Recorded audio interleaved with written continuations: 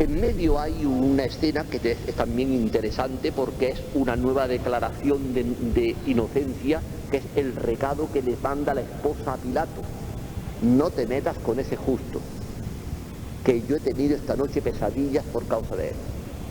O sea, que la mujer de Pilato también interviene para decirle a Pilato que ese hombre es justo, que no te metas. A vuestro rey voy a crucificar. Una claudicación que ya le han ganado el terreno, y entonces finalmente es la sentencia de muerte. Soy inocente, pero lo entrega para que lo crucifiquen. Última claudicación, por tanto. Determina que se cumpla la sentencia, la decisión de ellos. Por tanto, lo deja ya en manos de ellos. Y Pilato dice: yo aquí he acabado, yo me salgo de esto, y punto final. Aquí es donde evidentemente nos toca a nosotros la oración, la profundización, porque Pilato es casi diríamos como un prototipo del sí pero no, del no pero sí. Es un prototipo del yo quisiera, pero con una voluntad voluble que no toma la decisión que tiene que tomar.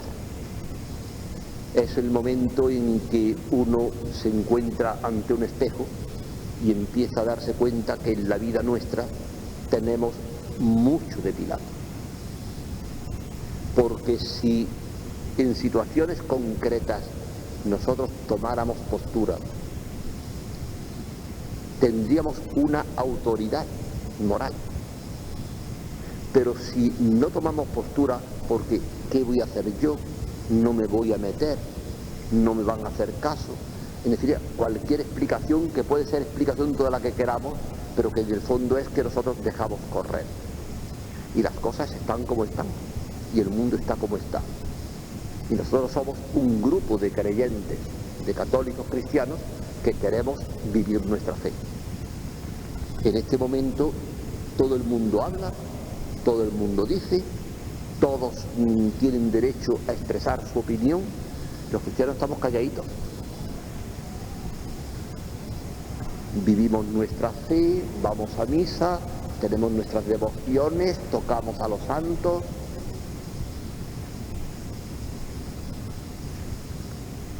Este es el gran problema, ¿no? Este es encontrarnos que la pasión de Cristo no es algo que ocurrió una vez y que ahora nosotros la contemplamos devotamente. Es que en los personajes de la pasión hay Pilato, y con una trayectoria que puede reflejarnos mucho. Lo que aquí habría era que ver nuestras decisiones, porque hay una decisión que es el que dice: yo no me meto en nada, y desde el principio renuncia. Hay una decisión que sí quiere, pero de otra manera: no comprometer, no llamar la atención. Dios tiene sus maneras. ¿Por qué va a querer Dios que yo me complique? Bueno, y Dios no puede hacer las cosas distinto. Pues todo esto, que son formas en las que al final quiero que Dios se adapte a mí, pero yo no voy al terreno de Dios. Y evidentemente esa persona así es una persona que no tiene voluntad decidida para sacar conclusiones. La única postura que hay en esto es cuando uno dice: ¿yo qué tengo que hacer? Naturalmente cada uno desde su posibilidad, porque aquí no vamos a salir a dar un meeting ahí en la Plaza de la Constitución, pero cada uno desde su realidad, uno tiene que decir: bueno, ¿yo qué puedo hacer? Y yo qué me siento interiormente llamado a hacer. Digo, es una pregunta que queda ahí en el aire, y naturalmente yo no insinúo nada, porque cada cual tiene su vida y tiene su realidad, pero sí podríamos hacernos la pregunta. Hombre, no me meto en comparar con otros personajes, este es el que hemos estudiado, pero en la Pasión hay mucha gente, mucha clase de gente, porque están los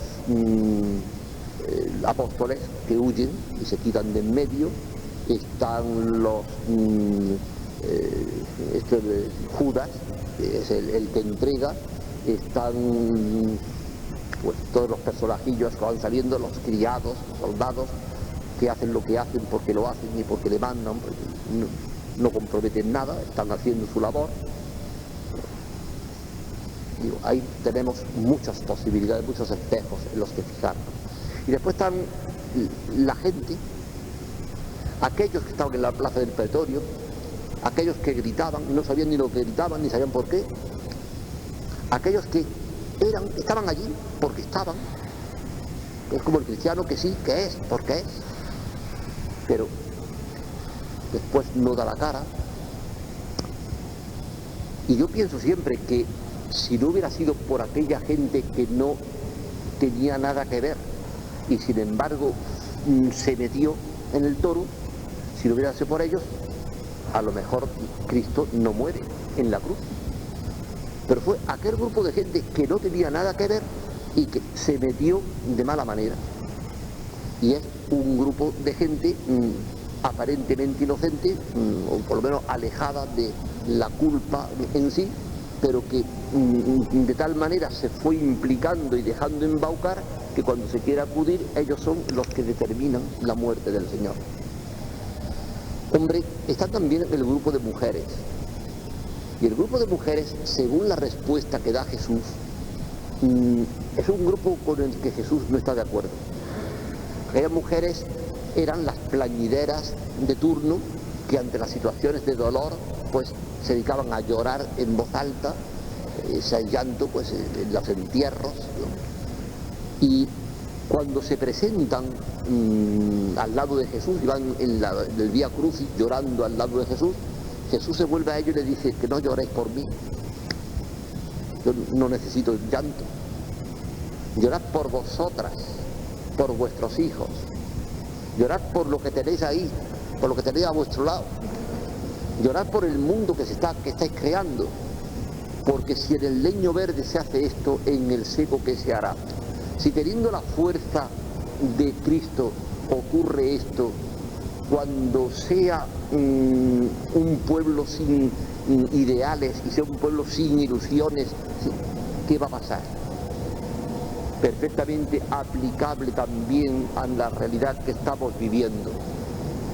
Y acabemos de una manera positiva pensando que en el grupo que está allí junto a la cruz había unas mujeres que cuando les dejaron acercarse se acercan al Cristo ya casi a punto de morir, y allí hay una mujer que ama apasionadamente con limpio amor, que es Magdalena, porque se le han perdonado sus muchos pecados. Allí están las otras mujeres y allí está María, la madre de Jesús, y el discípulo a quien amaba el Señor. Y no perdamos de vista, que ya lo he dicho, que no es que Juan se retrae de decir su nombre, no es eso. Lo que hace Juan es colocarnos a nosotros también al pie de la cruz, para que seamos nosotros los que recibimos el testamento de Cristo cuando nos dice ahí tienes a tu madre, cuando le dice a María, mujer, ahí tienes a tu hijo, para que tomemos nosotros conciencia de que somos nosotros personajes en medio de la pasión, pero que vamos y queremos estar al pie de la cruz. Y porque queremos, además de estar al pie de la cruz, queremos algo muy importante, y es ponernos bajo la protección de María, para que sea ella la que pueda ayudarnos y para que sea ella la que nos dé la mano en un momento como estos. Cuando más necesitamos la ayuda, más necesitamos de una madre, más necesitamos de una persona que se va a cuidar de nosotros, y al mismo tiempo nosotros vamos a intentar también tener el cariño y la responsabilidad para ayudar a María que nos necesita.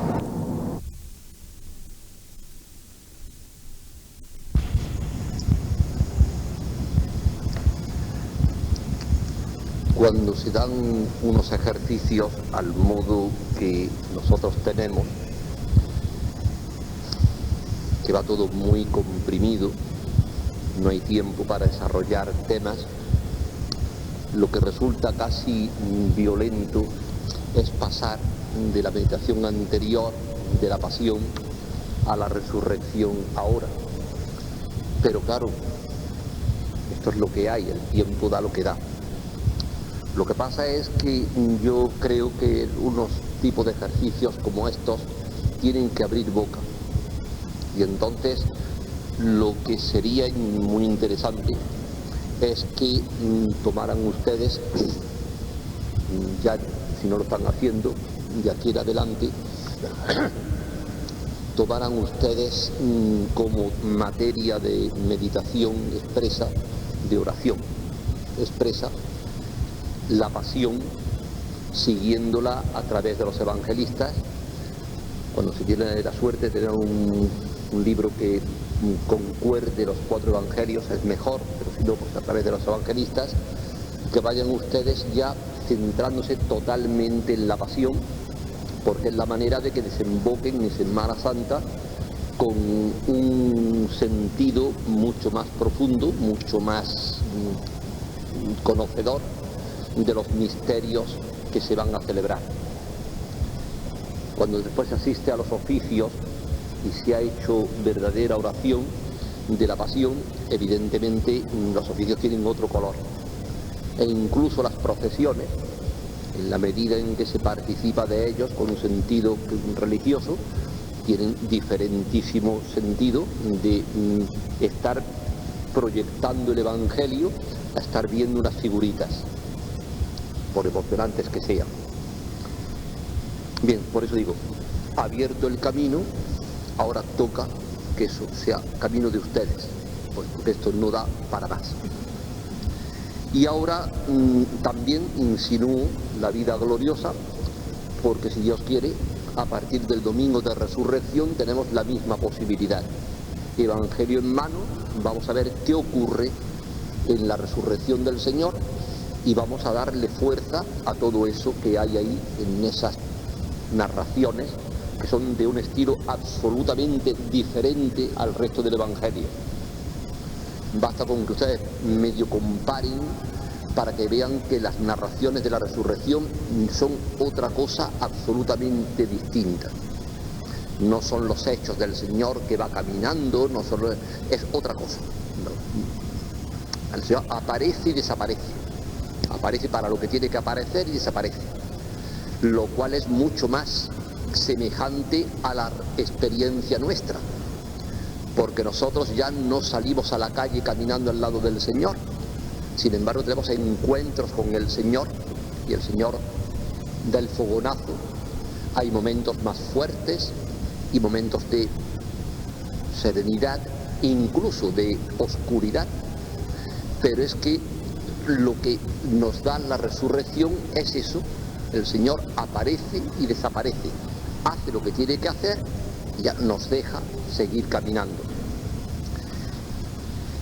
En las narraciones de la resurrección hay siempre un sentido maravilloso, donde incluso la liturgia lo aprovecha con esa expresión: este es el día que hizo el Señor,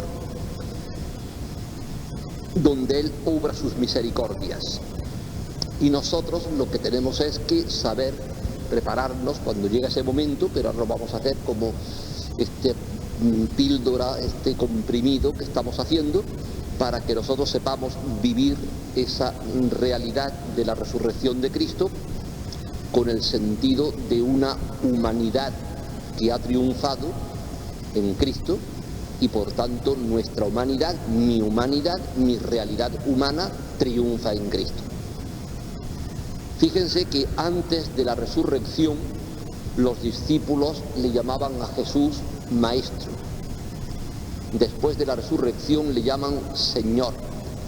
que es un título de triunfo y que es un título de resucitado, propio del resucitado, un título divino.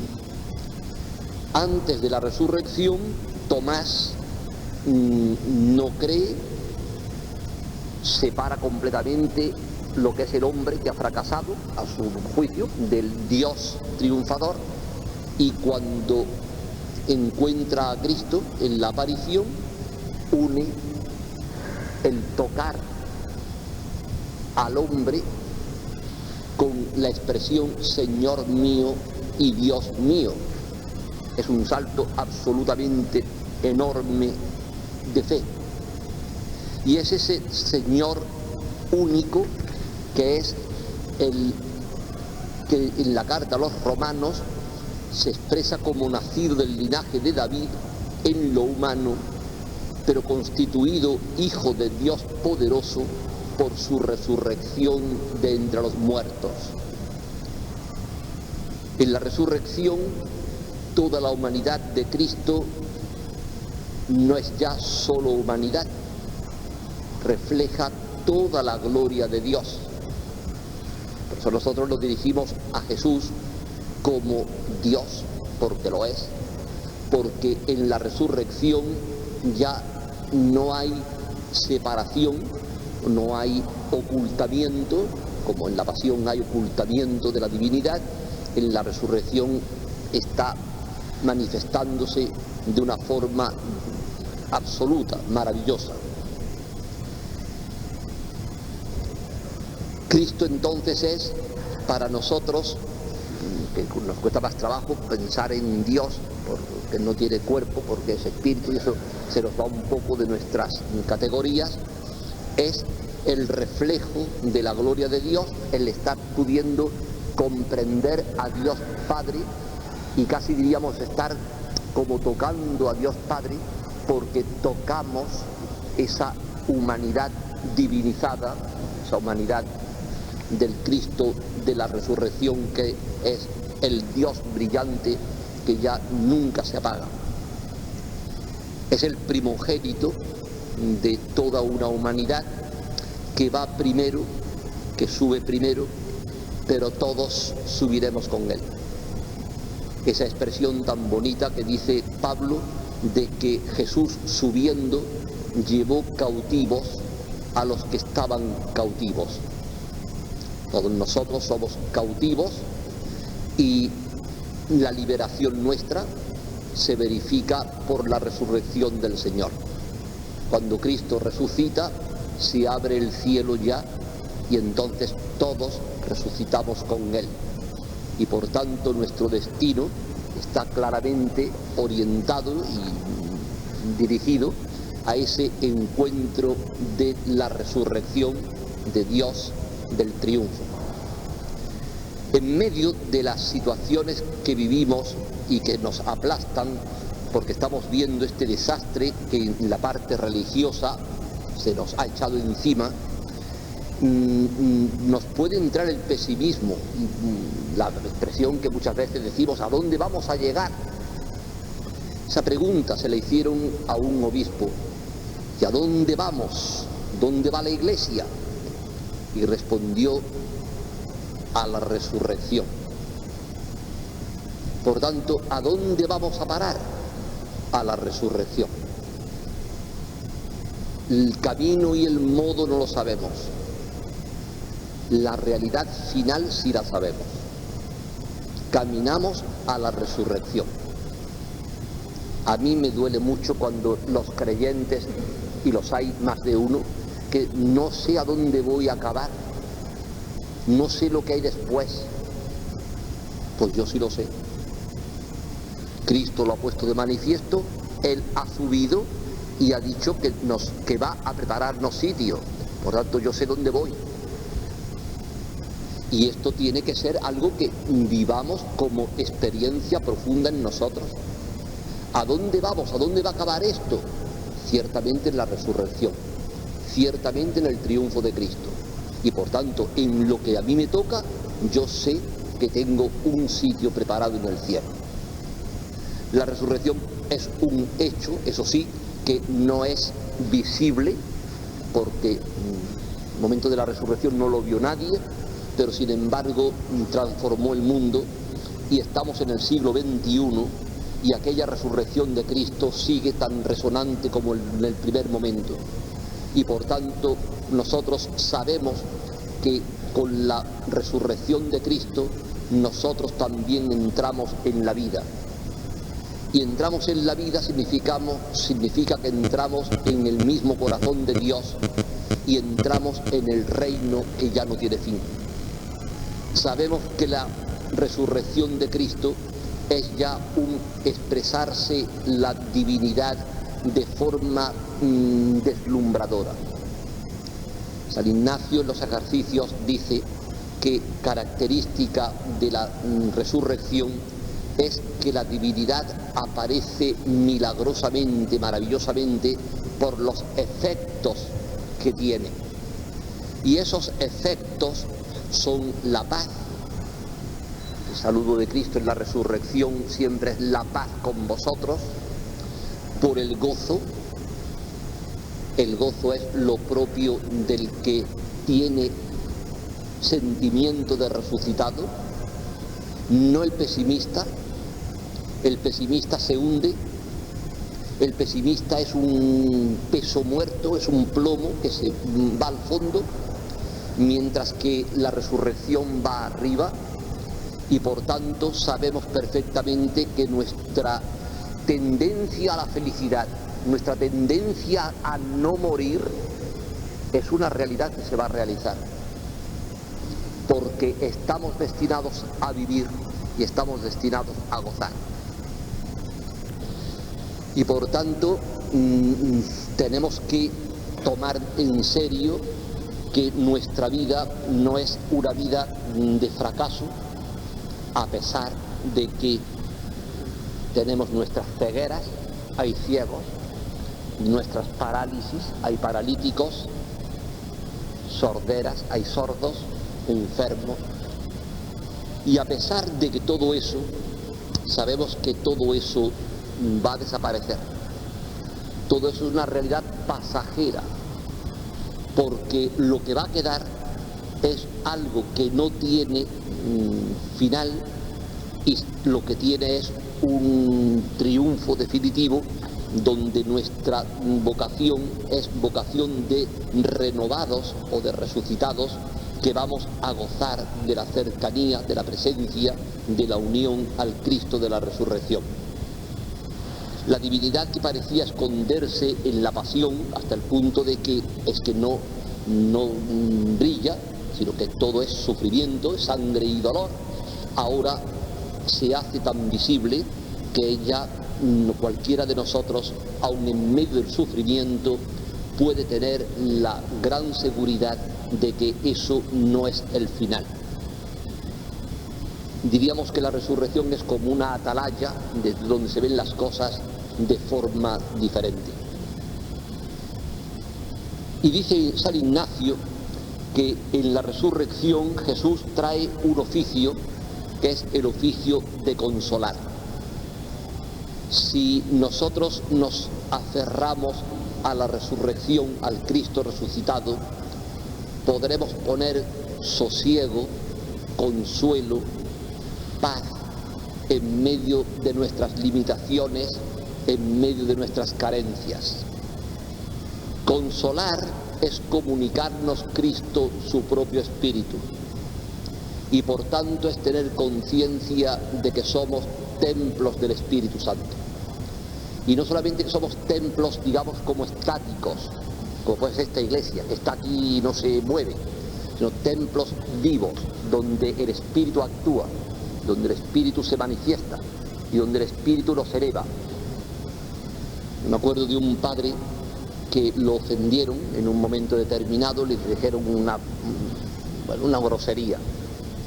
Dijo, pues sí, soy eso, pero con el Espíritu Santo dentro.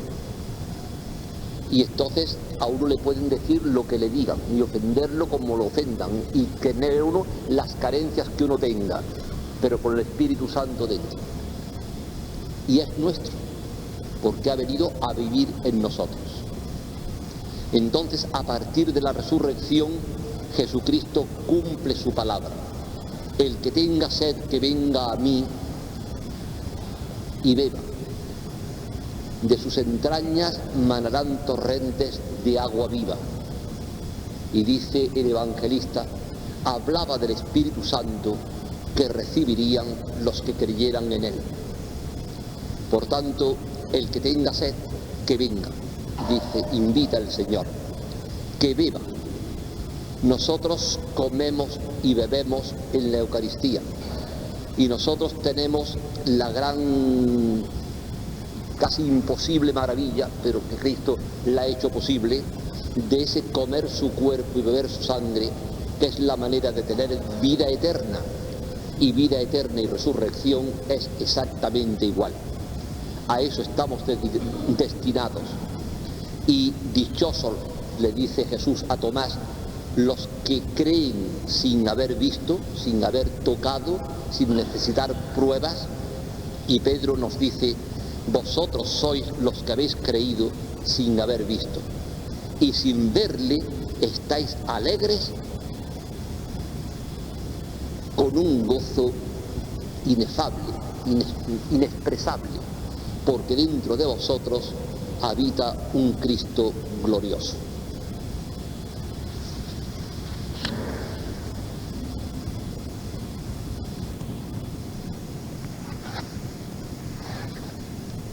En la misa daré la bendición papal y para no explicarlo luego, la bendición papal la gana el que ha asistido a 5 por lo menos actos de los ejercicios y ha confesado dentro de los 8 días anteriores o posteriores, y luego lo haremos también, rezaremos por las intenciones del Papa.